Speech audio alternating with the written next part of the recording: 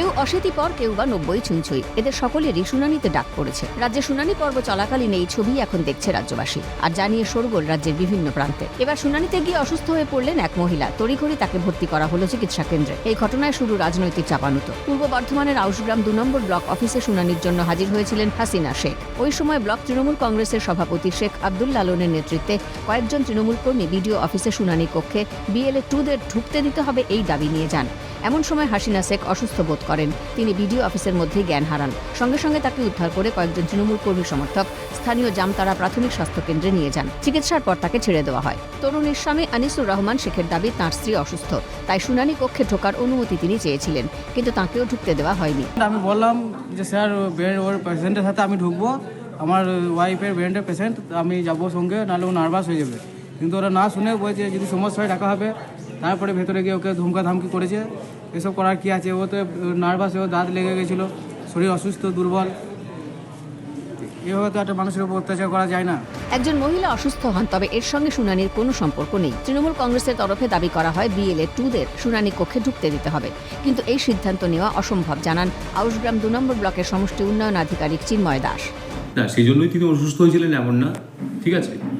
তো তিনি হঠাৎ করে অসুস্থ বোধ করেতে তাকে সমস্ত হসপিটালে পাঠিয়ে ব্যবস্থা করা হয়। বিময় সাহেবকে আমি ফোন করে দিয়েছিলাম, খবর নিলাম ভালো আছে, ঠিক আছে।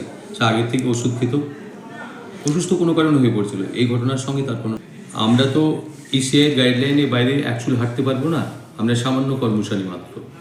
সেক্ষেত্রে BLA 2 কোনোভাবে অ্যালাওয়েবল নয় অ্যাজ অফ নাও, ঠিক আছে। সুতরাং ECI যে সমস্ত নির্দেশিকা আমরা পেয়েছি তার বাইরে আমরা হাঁটতে পারবো না। ওনার পার্টির রিপ্রেজেন্টেশন যে বার্তা দিয়েছেন যদি লিখিত আমাকে দেয়, আমি থ্রু ইয়ারো ম্যাডাম সেটা ঊর্ধ্বতন কর্তৃপক্ষের ক্ষেত্রে মেসেজটা কনভে করবো। শুধু এইটুকু করতে পারি আমি।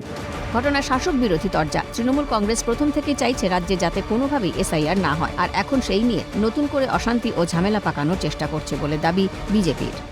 SIR কে প্রথম থেকেই তৃণমূল কংগ্রেস চাইছে যে সফল হতে দেব না। প্রথম বলা হচ্ছিল SIR আতঙ্কে মারা গেছে, যে কেউ মদ খেয়ে মারা গেলেও সেটা SIR আতঙ্কে মারা গেছে বলে চালিয়ে দেওয়া হচ্ছিল। এখন মানুষ যদি অসুস্থ হয় সেটাও SIR জন্যই অসুস্থ হয়েছে এমনটা বলে যেভাবে SIR কে ব্যর্থ করার চেষ্টা তৃণমূল করছে, সেটা বন্ধ হওয়া উচিত বলে আমরা বিজেপির পক্ষ থেকে মনে করছি। দলের সেকেন্ড ইন কমান্ড অভিষেক বন্দ্যোপাধ্যায়ের নির্দেশে বিডিও অফিসে যান তারা। অভিযোগ, নির্বাচন কমিশনের নির্দেশিকায় সাধারণ মানুষ ভোগান্তিতে পড়ছে, চরম হয়রানির শিকার হচ্ছে। বারে বারে এ বিষয়ে ক্ষোভ প্রকাশ করেছে দলের শীর্ষ নেতৃত্ব।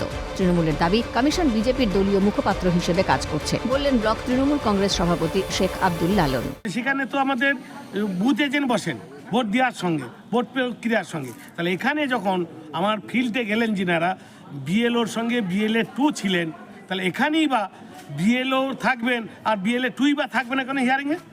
তাই এই হিয়ারিংয়ে বিডিও সাহেবের কাছে আমরা গেলাম, AEROর কাছে, তিনি বলছেন যে না, কোনো কাউকে নয়, এমনকি তার নিকটবর্তী আত্মকেও সঙ্গে ঢুকতে দিচ্ছে না।